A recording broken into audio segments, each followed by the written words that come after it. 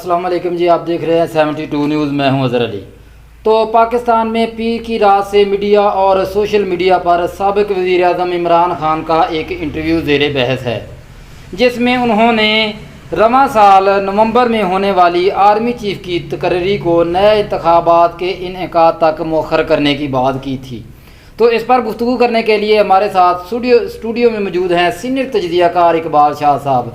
تو اقبال صاحب، سب سے پہلے السلام علیکم۔ جی وعلیکم السلام۔ تو اقبال صاحب، آپ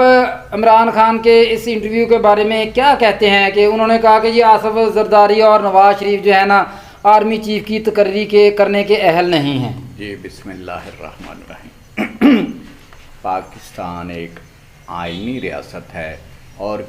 کوئی بھی ریاست ہو اس کا نظام حکومت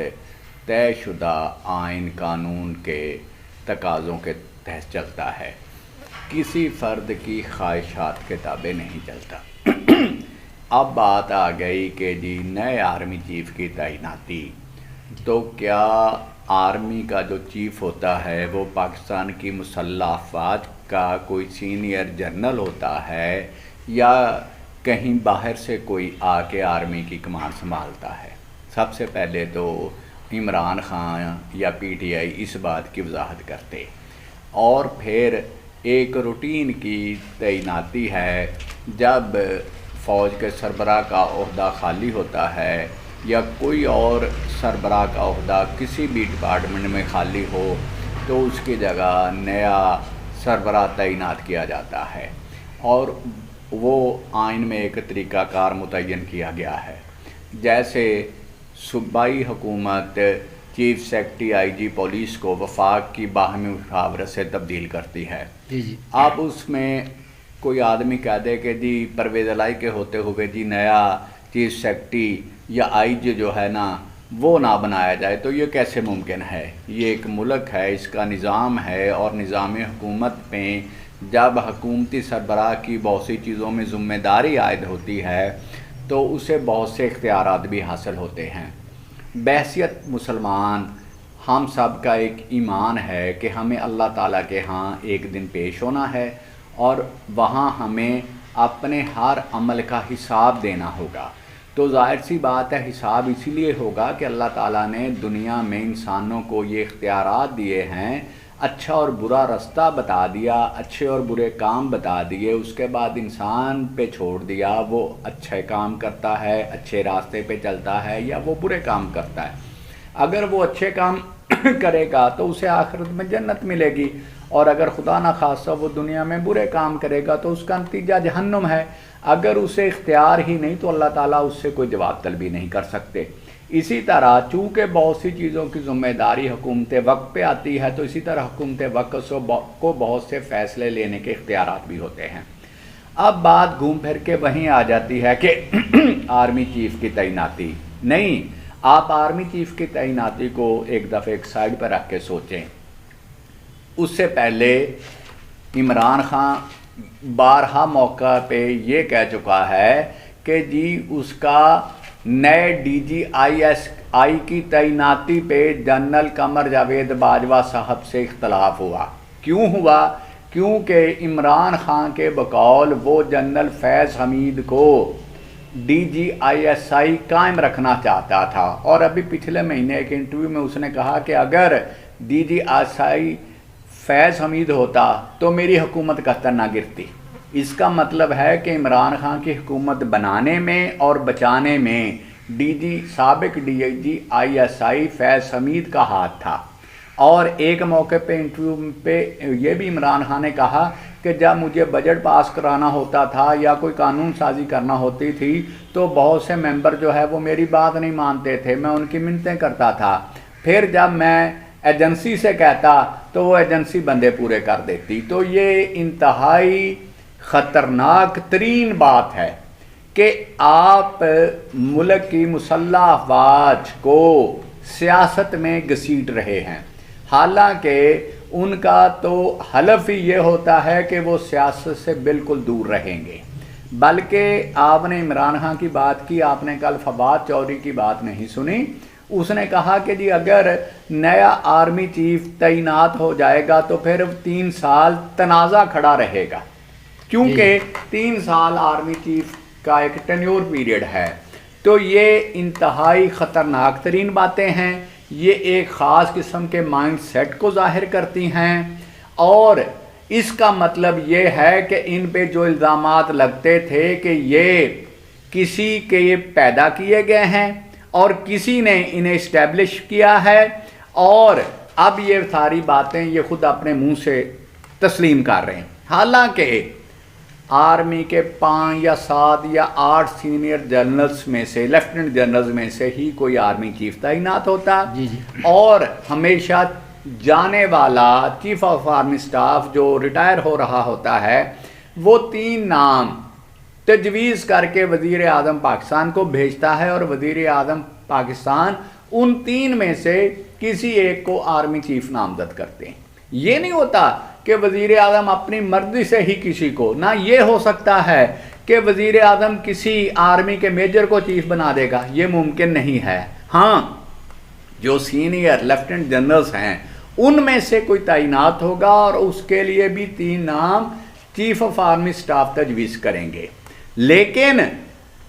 یہ نہیں، بلکہ آپ نے انٹرویو غور سے نہیں سنا، لفظ استعمال کیا عمران خان نے کہ یہ اپنا آرمی چیف لگائیں گے، میں اپنا آرمی چیف لگاؤں گا۔ اس کا مطلب یہ ہے کہ عمران خان اور پی ٹی آئی نے خدا نہ خواستہ باقی تو جو انتشار پھیلانا تھا پھیلایا، فوج کو بھی میری اور تمہاری میں تقسیم کر دیا ہے۔ تو اس سے میرے نزدیک تو سب سے پہلے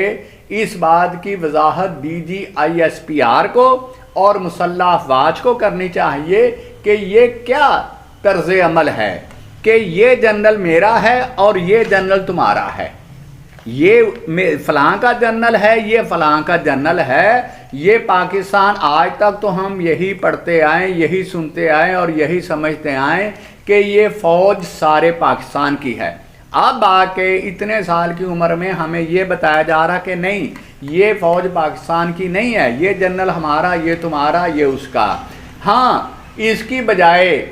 سیدھا سادہ وہ یہ کہہ دیں کہ چونکہ جنرل فیض حمید صاحب آج تک انہیں پرموٹ کرتے آئے ہیں تو جنرل فیض حمید کو آرمی چیف لگایا جائے۔ پی ٹی آئی کا جو بیانیہ ہے یا عمران خان کی جو خواہش ہے وہ صرف اور صرف یہ ہے کہ انہیں جنرل فیض حمید کے علاوہ پاکستان کی آرمی میں سے کوئی اور چیف آف آرمی سٹاف قبول نہیں، اور یہ انتہائی خطرناک ترین چیز ہے، اور بہتر ہے کہ DGISPR صاحب اس کی وضاحت کریں، اور اس سب سے بھی بہتر ہے کہ جنرل فیض حمید صاحب خود اس بات کی وضاحت کریں کہ ان کا تعلق فوج سے ہے، اور فوج پورے ملک کی ہے، نہ وہ نون لیگ کی ہے، نہ وہ پیپلز پارٹی کی ہے، نہ وہ PTI کی ہے، نہ وہ ANP کی ہے، نہ وہ جمعیت علماء اسلام کی ہے۔ جی، تو اقبال صاحب، KPK میں پولیس پر جو حملہ ہوا اور افغانستان سے پاکستانی فورسز پر بھی حملہ ہوا، جبکہ وہاں اب طالبان کی حکومت ہے، پھر ایسا کیوں ہو رہا ہے؟ جی، بسم اللہ الرحمن الرحیم، یہ ہمارے لیے بہت زیادہ افسوسناک باتیں ہو رہی ہیں۔ اصل میں ہم جو پاکستانی ہیں، میرے نزدیک میں ہوں، آپ ہے، ادروائز کوئی اور ہے، تھرڈ پرسن ہے، ہم سب کی وفاداریاں مملکت پاکستان کے ساتھ ہونی چاہیے۔ جی، کسی بیرونی گروہ کے ساتھ، کسی بیرونی ملک کے ساتھ قطعاً نہیں ہونی چاہیے۔ جو پاکستان، مملکت پاکستان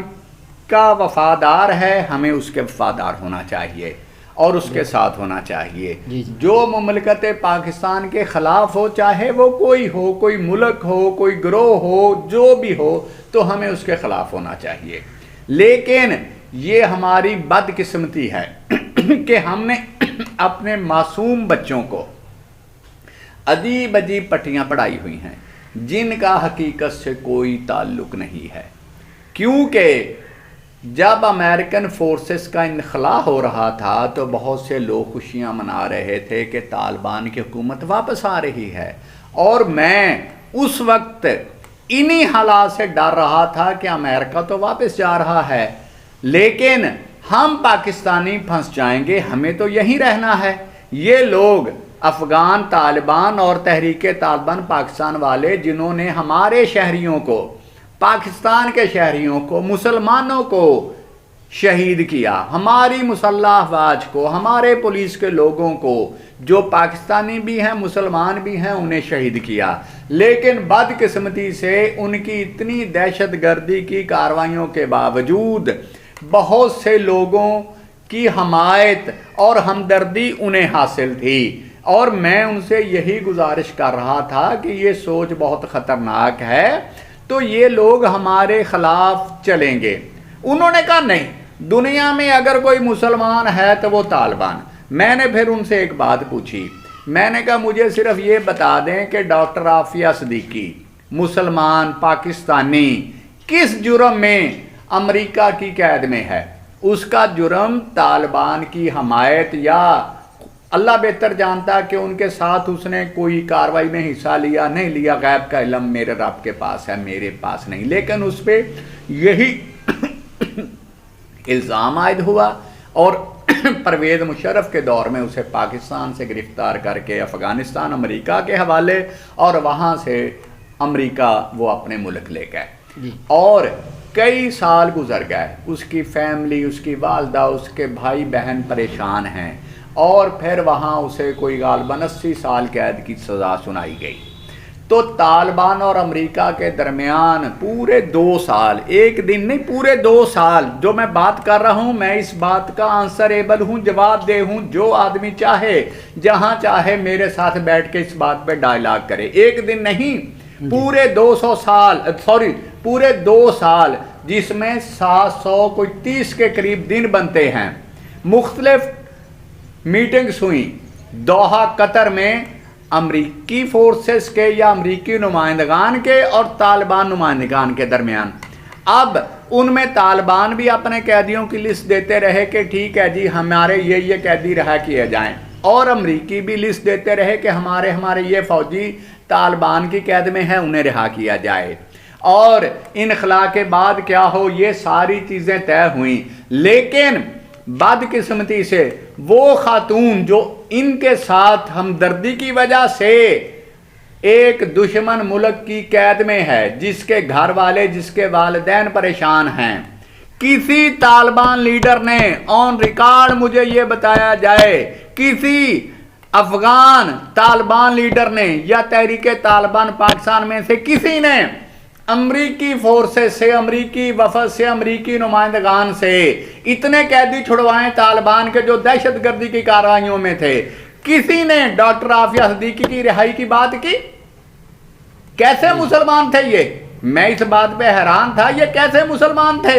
ان کی وجہ سے ایک خاتون، مسلمان خاتون دشمن کی قید میں، یہ اپنے بندے چھڑاتے رہے، اسے تو انہوں نے اپنا بھی نہیں سمجھا، لیکن اس کے باوجود بعض لوگ یہاں لڈیاں ڈال رہے تھے۔